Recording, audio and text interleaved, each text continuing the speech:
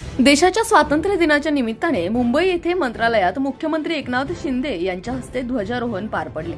यावेळी राज्याला संबोधित करताना मुख्यमंत्री एकनाथ शिंदे म्हणाले, गेल्या 2 वर्षात राज्याने चौफेर प्रगती केली आहे। विदेशी गुंतवणूक, समाजातील दुर्बल घटकांसाठी आखलेल्या नाविन्यपूर्ण योजना या माध्यमातून नागरिकांप्रती असलेली बांधिलकी दाखवून दिलेली आहे।